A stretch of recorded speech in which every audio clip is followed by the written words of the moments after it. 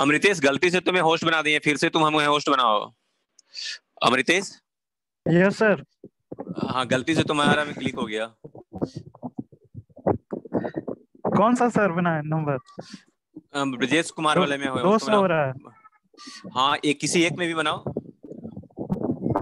Okay.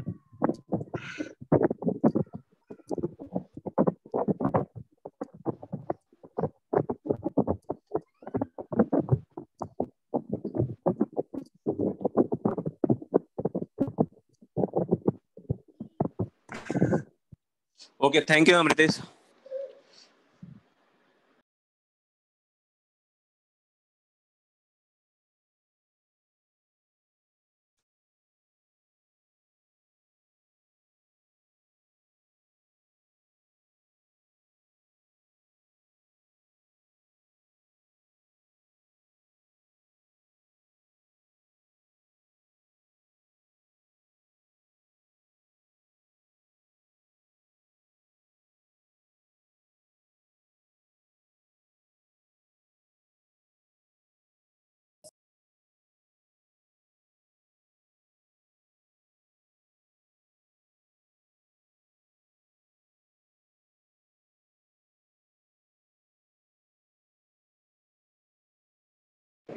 Good morning to all.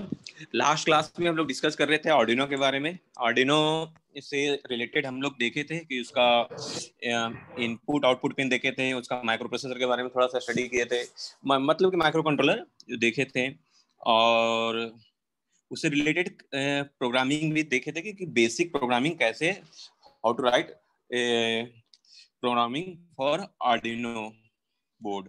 देखिए, जैसे मैं, कुछ लोग आ रहे हैं अभी। आर्डिनो से रिलेटेड किसी को कुछ डाउट है तो पूछ सकते हैं, बेसिक कुछ डाउट हो तो पूछ सकते हैं। आर्डिनो से रिलेटेड किसी को कुछ डाउट है बेसिक्स तो पूछ सकते हैं। नहीं, ठीक है। देखिए, एक और सर्किट या बोल सकते हैं डिवाइस यूज होता है ऑटोमेशन पर्पस से। आपका जो होम ऑटोमेशन और जो भी ऑटोमेशन है उसके लिए एक और डिवाइस यूज होता है, और जनरली आप लोग का बीटेक लेवल का प्रोजेक्ट उस पर भी लोग करते हैं। That is the R pi, raspberry pi बोलते हैं उसे। देखिए, रसबेरी पाई एक छोटा सा डिवाइस लगता है, देखने में छोटा सा सर्किट ब्रेडबोर्ड पर बना हुआ लगता है, बट ये एक मिनी कंप्यूटर है। आप उसमें कीबोर्ड, माउस और मॉनिटर कनेक्ट करके एज ए कंप्यूटर यूज कर सकते हैं। उसमें वेब ब्राउजिंग, यूट्यूब, आपका कोडिंग वगैरह जो भी है छोटा स्मॉल लेवल पर आप कर सकते हैं। एज वेल एज आपका जो आप ये जो आर्डिनो पर कर रहे थे कि ऑटोमेशन पर्पस के लिए डिवाइस कनेक्ट करके वो भी कर सकते हैं। तो बेसिकली आज हम लोग आर पाई के बारे में थोड़ा सा पढ़ेंगे, उसके बाद फिर हम सिलेबस पर आ जाएंगे, जिसमें कि आपका सेंसर का डेटा मैनेजमेंट है और सब भी टॉपिक्स है उसको कवर करेंगे। तो देखिए,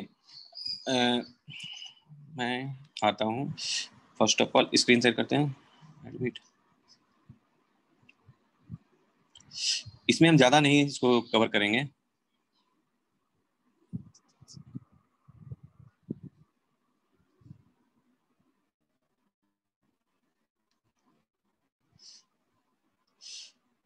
शेयर हो रहा है? स्क्रीन शेयर हो रहा है ना? Yes sir. Hello. Yes sir. हाँ, देखिए, आपके पास अगर ये जो देखिए एक छोटा सा डिवाइस आपको जो दिख रहा है, that is the Raspberry Pi है, ठीक है। इसी का डिफरेंट डिफरेंट वर्जन है, लेकिन ये छोटा सा ही डिवाइस आपके पीडीएफ नहीं दिख रहा है हेलो, सर, पीडीएफ नहीं दिख रहा है नहीं सर। दिख रहा है। Yes. हाँ, मैं शेयर करता हूँ फिर से। Okay okay, wait wait wait wait.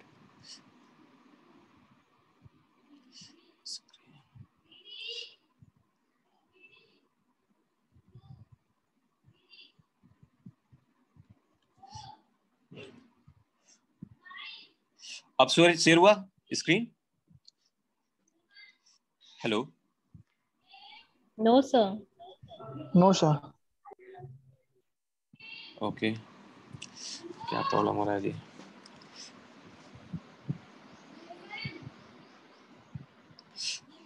Blood दिख रहा है बोल रहे हैं। अब कुछ दिख रहा है स्क्रीन पे? No sir. नो सर, हाँ ठीक, नहीं दिख रहा होगा। ठीक है, मैं एक बार फिर से ट्राई करता हूँ। मेरे में भी नहीं दिख रहा है। शेयर स्क्रीन, स्क्रीन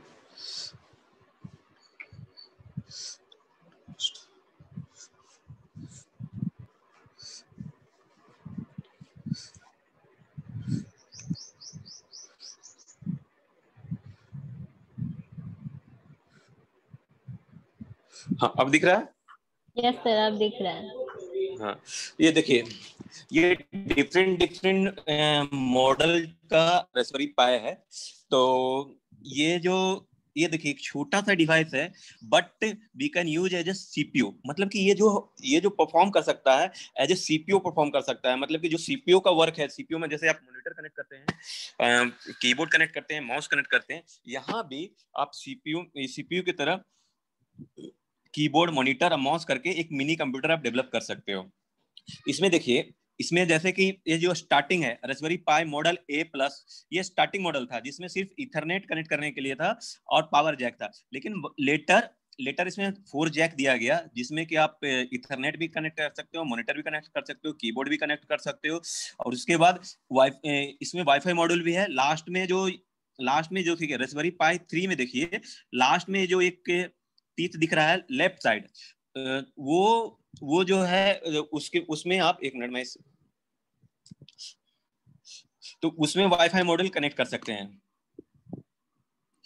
मैं इसको आप डिटेल से एक्सप्लेन करता हूँ। तो देखिए, आपको देखने में लग रहा होगा कि ये जस्ट लाइक ऑर्डिनो टाइप का है, मतलब कि ऑर्डिनो जितना ही बड़ा है, लेकिन ये टोटली डिफरेंट है आर्डिनो से। मतलब कि इसका उसमें जैसे कि सी लैंग्वेज से प्रोग्रामिंग कर रहे थे, यहाँ पर पाइथन से होगा।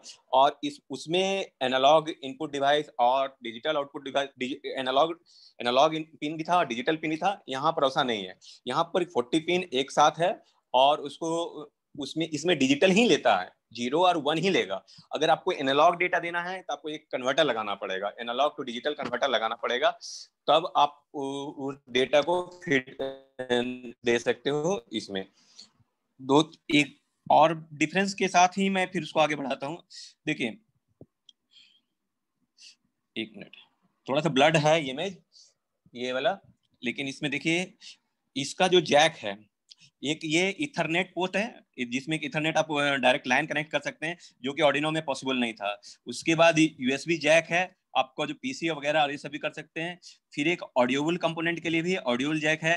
फिर ये कैमरा के लिए CSI कैमरा कनेक्टर है, कैमरा कनेक्ट कर सकते हो। जो कैमरा से भी कैमरा का डिवाइस जो सेंस, जैसे कि आप लोग वेब कैम यूज करते हैं मोबाइल डेस्कटॉप में, जस्ट लाइक वो भी आप लोग हम यहाँ पर यूज कर सकते हैं। उसके बाद इसमें जैसे कि उसमें था आपका माइक्रो कंट्रोलर बेस था, ये माइक्रो प्रोसेसर बेस है। दोनों में अलग अलग चीज है। वो माइक्रो कंट्रोलर बेस था, ये माइक्रो प्रोसेसर है। दोनों का डिफरेंट डिफरेंट चीज है। तो उसमें क्या होता है कि माइक्रो कंट्रोलर बेस होने के कारण एट ए टाइम एक ही प्रोग्राम रन हो सकता है। मतलब कि एक आप प्रोग्राम कर रहे हो, एक ही वर्क वो एग्जीक्यूट करेगा। लेकिन ये माइक्रो प्रोसेसर बेस है, जिसके कारण ये आप जैसे कि आप लैपटॉप या डेस्कटॉप में क्या करते हो, वर्ड में भी आप काम कर रहे हो, आपका वीडियो भी चल रहा है या ऑडियो भी चल रहा है, आप मतलब मल्टीपर्पज आप यूज कर सकते हो। यहाँ भी मल्टी प्रोग्राम आपका टास्क परफॉर्म कर सकते हैं। तो ये भी है इसमें। इसके बाद वो जिसको माइक्रो कंट्रोलर था, उसमें 32 KB इंटरनल मेमोरी था इसमें। लेकिन आपको एक्सटर्नल आपको मिनिमम 8 GB आपको SDM आपको एक्सटर्नल मेमोरी आपको पुट करना होगा, मिनिमम 8 GB। तो जिसके कारण क्या होगा, उससे देखिए ज्यादा ही स्पेस इसमें आता है। उसके बाद ब्रॉडकैम BCM जो माइक्रो प्रोसेसर है वो। तो इसके बाद SMC लैन इथरनेट कंट्रोल करने के लिए जो चिप है, वहां पर सभी चिप के बारे में लिखा हुआ है। और ये जो माइक्रो प्रोसेसर है, फिर माइक्रो SD कार्ड, जो माइक्रो SD कार्ड है वो यहाँ पर ही लगेगा, जो कि मिनिमम 8 GB का है। उसके बाद switching regulator for less power consumption, ये सब डिवाइस है। तो ये सब micro 5 volt micro USB power, आप जो इसको पावर देंगे 5 वोल्ट के लिए, तो ये सिंपल सा आपका रेस्पबेरी पाई है और इसमें डिफरेंट डिफरेंट कंपोनेंट है और ये है। लेकिन जो इसका जो पिन है, जो 40 पिन है, लेकिन सारा पिन आपका ये इसमें इनपुट और आउटपुट लेने के लिए नहीं है। इसमें कुछ कुछ पिन ग्राउंड है, कुछ पिन आपका 5 वोल्ट शो आउटपुट दे रहा है, कुछ पिन 3.3 वोल्ट आउटपुट देगा। तो ये चीज आपको याद रखना पड़ेगा। तो पिन का जो कॉन्फ़िगरेशन है, यहाँ पे एक मिनट, पिन ग्राम का कॉन्फ़िगरेशन, पिन को जो हम लोग काउंट करेंगे लेफ्ट साइड से काउंट करेंगे, जहां पर आप देखिएगा 4 स्क्वायर प्लेस माउंटिंग होल्स लिखा हुआ है, तो उसके पास से ही आपको पिन काउंट करना है, उस तरफ से पिन काउंट करना है। जैसे कि आर्डिनो में क्या था, पिन का दिया हुआ रहता था A0 A1 A2 चाहे 1 2 3 4 5 सब दिया हुआ है। वहां पर जैसे ग्राउंड पिन था तो ग्राउंड लिखा हुआ रहता था। यहाँ पर ऐसा नहीं है, क्योंकि ये बहुत ही कॉम्पैक्ट स्पेस में बहुत चीज है, मतलब 40 पिन एडजस्ट है, तो सारा पिन को आपको याद रखना पड़ेगा। तो यहाँ पर जैसे कि देखिए लेफ्ट साइड से काउंट करेंगे तो बॉटम वाला 1 नंबर पिन, उसके बाद सेकेंड नंबर पिन 3 4, इसी तरह आपका ये कंटिन्यूस चलते जाएगा। 5 6 7 8 9 10 11 12 13 14 15 16 से लेके 39 और 40। लेकिन सारा पिन का अलग अलग मीनिंग है और सबका अलग अलग यूज है। तो जैसे देखिए पिन नंबर 1 है जो 3.3 वोल्ट देता है, ठीक है। पिन नंबर 2 5 वोल्ट देता है, तो जो रेड वाला है 5 वोल्ट, और जैसे कि पिन नंबर 2 और पिन नंबर 4 5 वोल्ट। और ग्राउंड 6 नंबर जो पिन है वो ग्राउंड है। अब इसमें जो बोलते हैं हम लोग GPI, general purpose input output, मतलब जनरल पर्पस जो इनपुट आउटपुट पिन है उसमें इनपुट भी एज ए इनपुट भी कनेक्ट कर सकते हो, एज ए आउटपुट भी कनेक्ट कर सकते हो। उसमें कोई ये नहीं है कि खाली इनपुट ले सकते हो या आउटपुट ले सकते हो, ऐसा कुछ नहीं है। बस एक चीज यह ध्यान रखना है कि सिर्फ इस पिन पर डिजिटल इनपुट जाएगा, मतलब जीरो या डिजिटल आउटपुट आएगा, 0 1 के फॉर्म में आएगा। अगर आपको एनालॉग डेटा देना है तो एनालॉग टू डिजिटल कन्वर्टर का लगवाना होगा, और अगर आपको एनालॉग डाटा लेना है तो जो डिजिटल आ रहा है तो उससे डिजिटल टू एनालॉग कन्वर्टर आपको बीच में इंटरफेस के रूप में कनेक्ट करना होगा। तो सारा पिन का इस तरह का कॉन्फ़िगरेशन दिया हुआ है। तो जैसे कि 14 नंबर पिन भी ग्राउंड है, 9 नंबर पिन भी ग्राउंड है, 20 नंबर पिन भी ग्राउंड है, उसके बाद 25 नंबर पिन ग्राउंड है, और बाकी जो भी GPUI लिखा हुआ है, GPUI 1 GPUI 2, तो ये सब आपको, जैसे पिन नंबर 3 है तो GPUI 02 है, तो मतलब general purpose input output pin number 2। तो इस तरह करके आपको ये जो पिन, आप ये जो नोटिफिकेशन है आप कोड जब करोगे, जैसे कि हम लोग करते थे ना पिन मोड 13, तो पिन मोड में आप असाइन करते थे या आप एक्नॉलेज करते थे, तो उस कोड के समय आपको इसका जरूरत पड़ेगा। GPI 2 आप किस पिन पर आप कनेक्ट किए हो, तो GPI O2 या GPI 4 किस पे कनेक्ट किए हो, तो वो आपको ये याद रखना पड़ेगा उसका नाम। तो ये पिन मेन ही इंपॉर्टेंट पिन है। बाकी उसको जैसे इसका कुछ मैं पीपीटी शेयर कर दूंगा, इसको ज्यादा डिटेल्स पढ़ने का मतलब क्या है कि अगर बहुत बड़ा लार्ज स्केल में आपका प्रोजेक्ट है, मतलब कि बहुत ही लार्ज स्केल में प्रोजेक्ट है, मतलब एक साथ मल्टीटास्किंग कर रहा है आपका वर्क, IoT या मतलब का ऑटोमेशन जो आप करना चाह रहे हो, तब इसको रेस्पबेरी पाई का यूज होगा। अदरवाइज उतना जरूरत नहीं है, क्योंकि इसका जो कॉस्ट है ऑलमोस्ट 3000 के आसपास आता है, और आपका ऑर्डिनो का 500 में आ जाएगा ऑर्डिनो।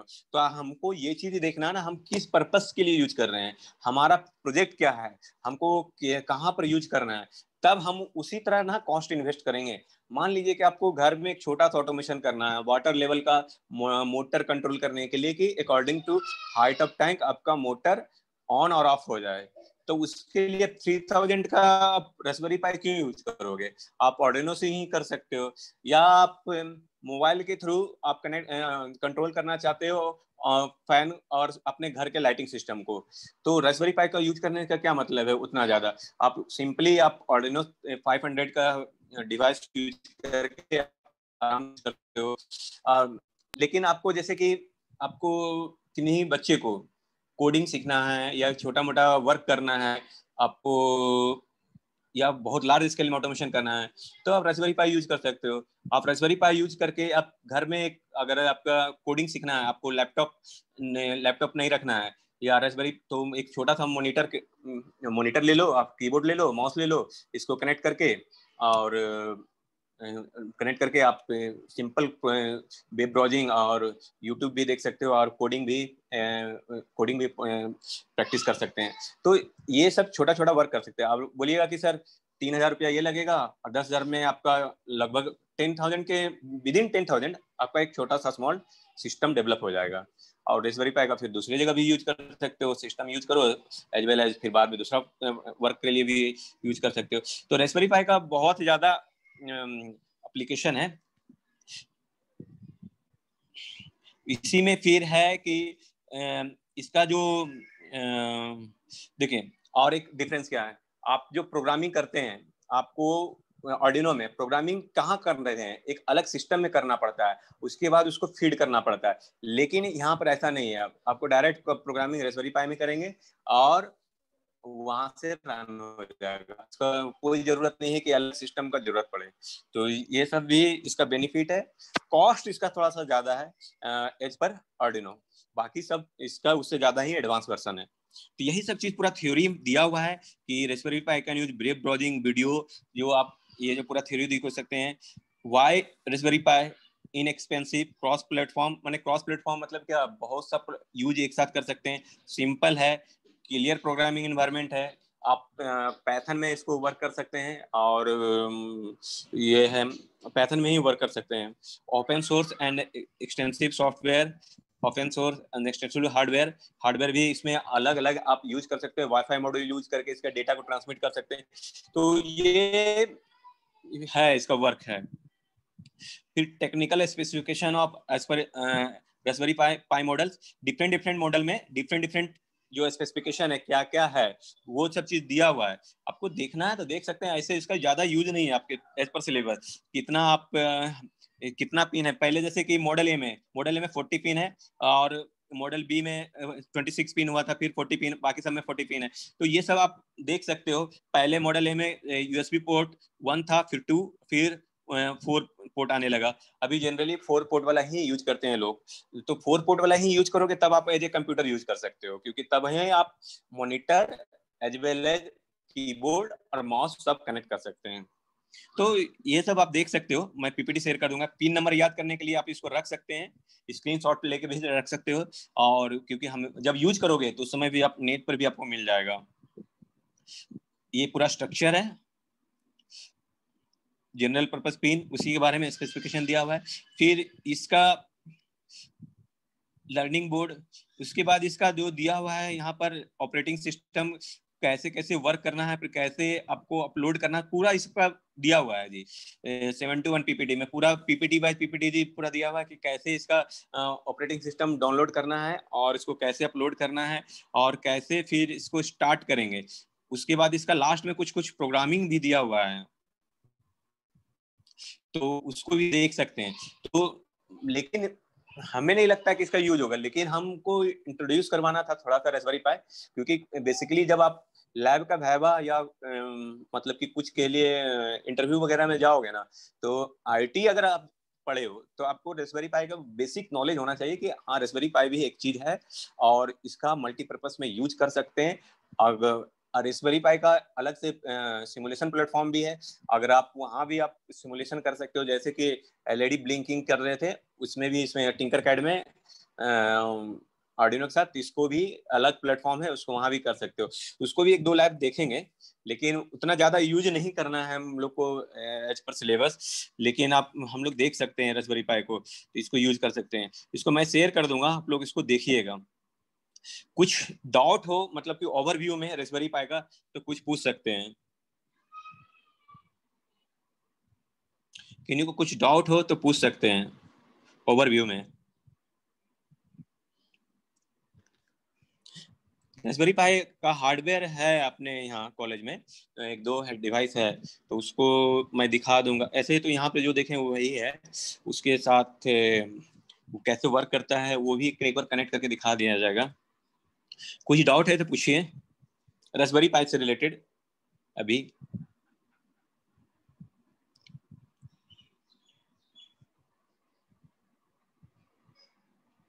कोई डाउट नहीं।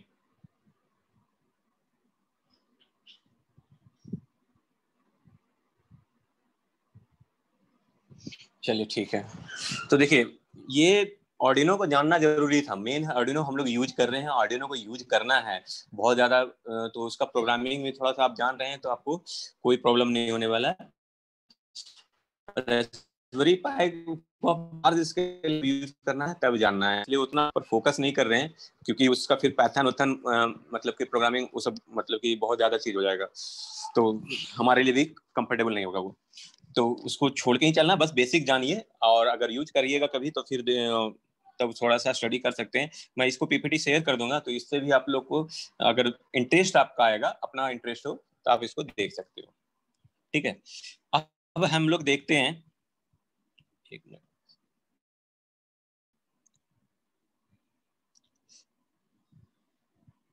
एक minute.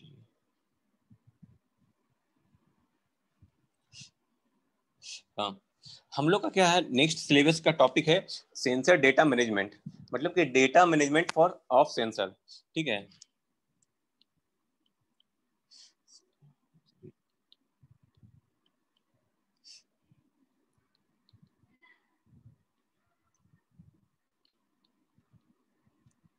Sensor data management for the IoT. देखिए, इसमें हम लोग को स्टडी करना है कि how to manage the data of sensor when you are using in IoT platform.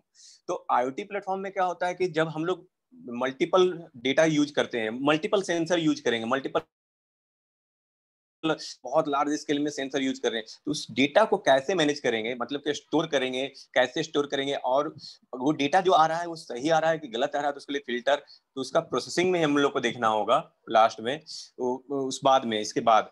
तो पहले डेटा मैनेजमेंट की कैसे मैनेज करें, उससे पहले हमको अंडरस्टैंड करना होगा कि क्या डेटा होगा, क्या क्या डेटा हो सकता है जो हम लोग को करना है उसको मैनेजमेंट। तो फर्स्ट ऑफ ऑल हम लोग को थिंक करना होगा कि कौन कौन सा डेटा हो सकता है पॉसिबल। तो उसके बारे में पहले अगर हम समझ गए, तो फिर हमको, तब ना हम समझेंगे कि इसी चीज को हमको मैनेज करना है, इसी चीज को हम लोग को स्टोर करना है, इसी चीज का हम लोग को मतलब फिल्टर करना है। तो फर्स्ट ऑफ ऑल हम लोग को सोचना है कि आईओटी में जितना भी थिंग्स लगा हुआ है, तो उसका क्या क्या चीज हम लोग को मैनेज करना है, वो डेटा क्या क्या हो सकता है। तो वो first of all we have to think about the क्या डेटा हो सकता है। तो उसके पहले हम लोग देखते हैं कि कौन कौन सा डेटा हो सकता है, हम लोग उसके बारे में थोड़ा सा देख सकते हैं। What data need to B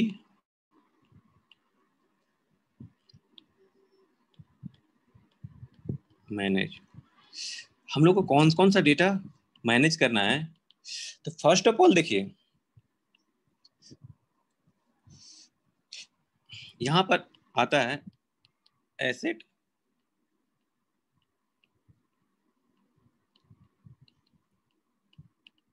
यहाँ पर एसेट मतलब थिंग्स, थिंग्स मतलब क्या, आपका जो डिवाइस है या सेंसर बोल सकते हैं वो। तो asset management data, asset management data में को भी डिफरेंट क्लासिफिकेशन है, तो उसका क्या क्या हो सकता है। तो देखिए,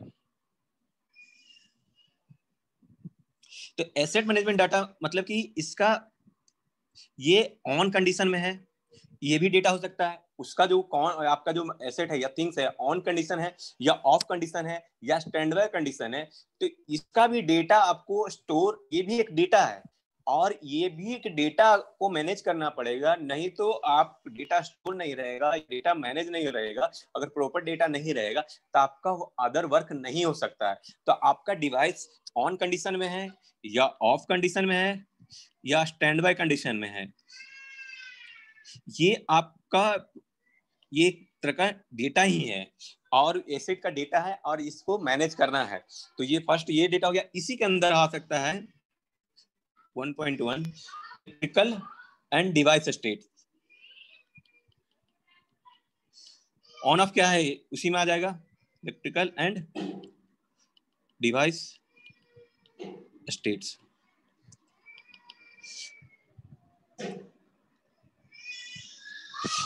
मतलब कि electrical and device state. Electrical मतलब कि डेटा उसमें ऑन वोल्टेज प्रॉपर जो बाइसिंग वोल्टेज है वो गया है या नहीं गया है। और डिवाइस का स्टेट मतलब वही ऑन है क्या ऑफ है या स्टैंड बाय कंडीशन में, ये सब मतलब कि इलेक्ट्रिकल एंड डिवाइस स्टेट आपको जानना होगा। उसके बाद दूसरा है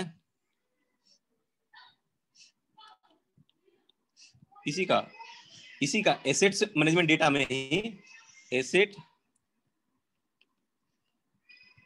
मेटा डेटा, ये भी एक डेटा हुआ। इसमें आपका एसेट तो थिंग समझ रहे हैं, मेटा डेटा मतलब क्या हुआ, कोई बताइए।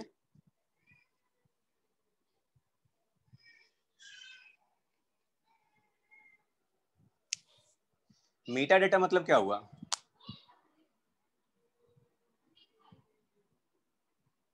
कोई भी कुछ बताइए, मेटा डेटा मतलब।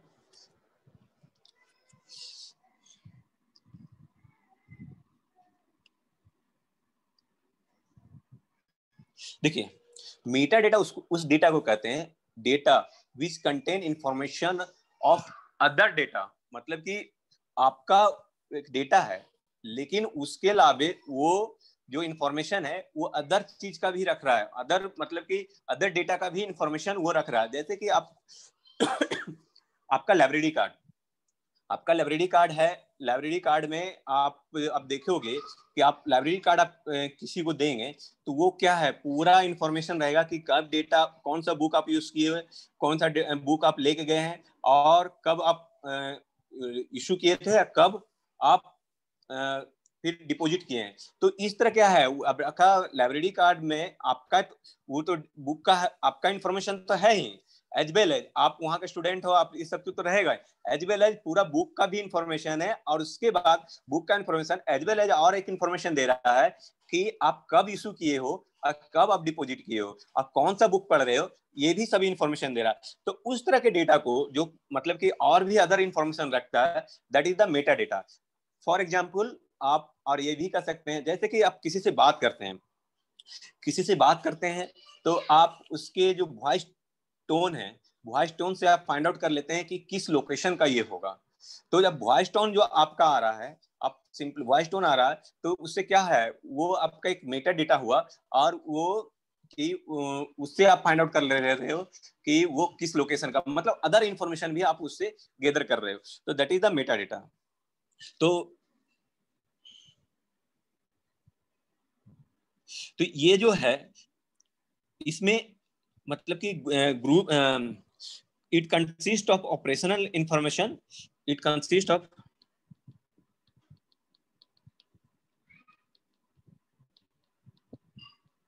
ऑपरेशनल इंफॉर्मेशन, मन किस तरह ऑपरेशन होगा for devices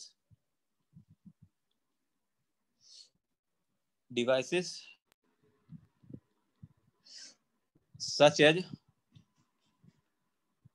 device grouping, device location and device power।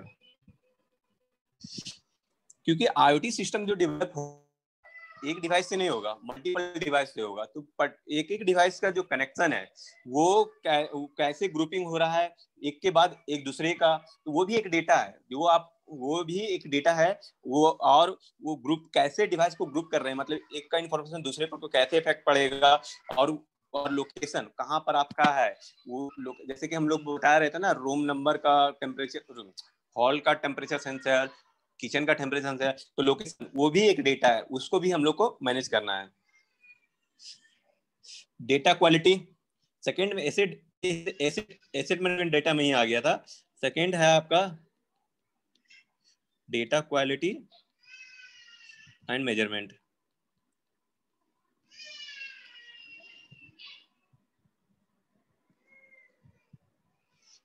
देखिए आपका आप जो मान लीजिए कि कोई लेवल मेजरमेंट कर रहे हो, लेवल मेजरमेंट के लिए सेंसर लिए हो, तो आप किस, ये भी इंफॉर्मेशन आपके पास होना जरूरी है किस एनवायरमेंटल कंडीशन के लिए वो एप्लीकेबल है। मतलब कि किस एनवायरमेंटल कंडीशन में ये प्रिसिशन दिया लिया हुआ है या प्रिसाइज किया हुआ है। जो उसको बनाया गया है और उसका सब चीज सेट किया गया है किस मेजरमेंट कंडीशन में है। मान लीजिए कि कोई आप कोल्ड कंट्री का आप कोई मॉइस्चर सेंसर ले लिए कोल्ड कंट्री का, तो वहां पर तो जो प्रिसिशन किया गया है, उसको जो मेजरमेंट किया गया है वो उस वेदर पर किया गया हुआ है।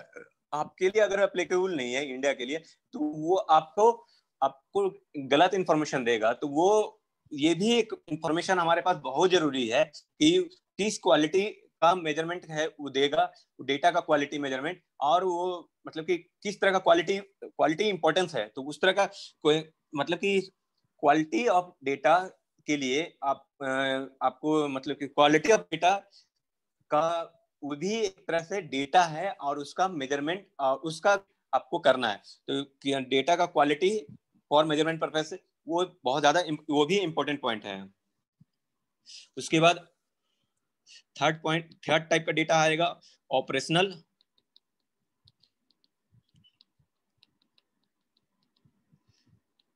इफेक्टिवनेस मतलब कि ऑपरेशन किस तरह सिस्टम से आप लोग ऑपरेशन कर सकते हैं। और फोर्थ है, इसी में आ जाएगा operation effectiveness, system performance data, device grouping performance data. मतलब कि हेलो, हाँ,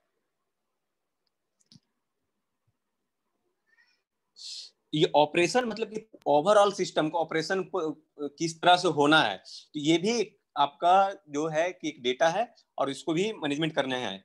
उसके बाद आपका है, आप इसी में आ जाएगा, इसी ऑपरेशन इफेक्टिवनेस में आ जाएगा सेंसर का परफॉर्मेंस। सेंसर का अगर सही नहीं रहेगा तो वही प्रॉब्लम करेगा, तो सेंसर का परफॉर्मेंस भी आपको मालूम होना चाहिए।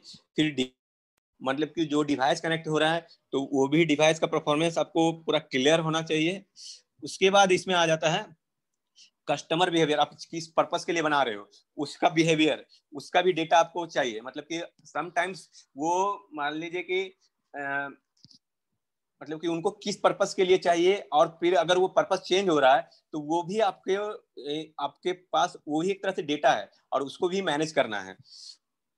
यही सब है मतलब कि इसका डेटा, ये सब डिफरेंट डिफरेंट टाइप्स का डेटा हो सकता है और इसी को हम लोग को मैनेज करना है। तो मैंने इसका जो मेन मैनेजमेंट सिस्टम है दो तरह से होता है, एक सेंट्रलाइज होता है, एक डिसेंट्रलाइज होता है। तो उसको मैं नेक्स्ट क्लास में इसको एक्सप्लेन करूंगा, और उसको डिफरेंट डिफरेंट वे से भी सेंट्रलाइज को और डिसेंट्रलाइज को हम लोग मैनेज कर सकते हैं, और इसका डिफरेंट डिफरेंट प्रोसेस है।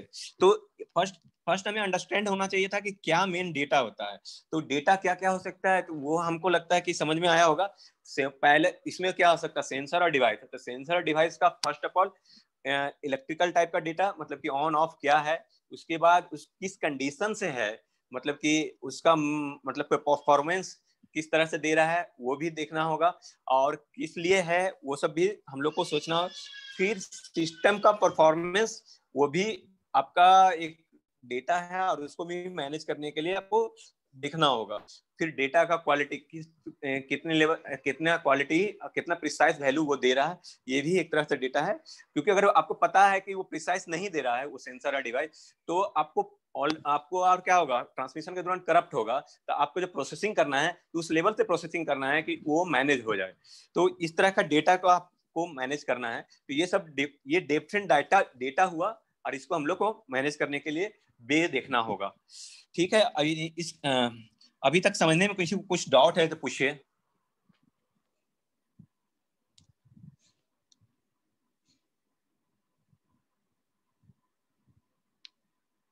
या कुछ नहीं समझ में आया? अभी हम लोग डिस्कस किए हैं कि क्या क्या डेटा पॉसिबल हो सकता है, मतलब कि क्या क्या डेटा हो सकता है। अभी हम डेटा मैनेजमेंट पर नहीं गए, डेटा क्या क्या हो सकता है वो हम लोग देखे हैं। उसके बाद नेक्स्ट क्लास में हम लोग डेटा मैनेजमेंट देखेंगे कि डिफरेंट डिफरेंट वे से क्या क्या मैनेजमेंट प्रोसेस है, और उसके अंतर्गत क्या क्या प्रोसेस है। मेन दो तरह का होता है, सेंट्रलाइज और दूसरा सेकेंड इज डिसेंट्रलाइज। तो दोनों को हम लोग देखेंगे, और दोनों का डिफरेंट वे है, उसमें क्या क्या कंपोनेंट है जो हम लोग उस अप्लाई करके हम लोग को मैनेज करते हैं डाटा। मतलब कि सेंट्रलाइज में स्केलिंग करके, मतलब कि उसको रिड्यूस करके और ये इंक्रीज करके, तो हम लोग उसको नेक्स्ट क्लास में स्टडी करेंगे। तो ये सब डिफरेंट वे होगा, लेकिन अभी फर्स्ट ऑफ ऑल हम लोग देखें कि क्या क्या डेटा पॉसिबल है।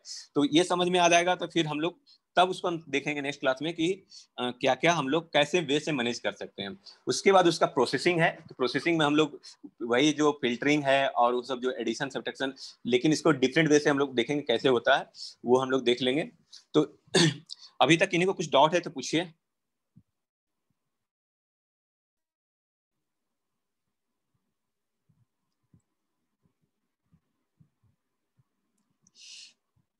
कोई डाउट है तो पूछिए, अदरवाइज क्लास कट कर सकते हैं।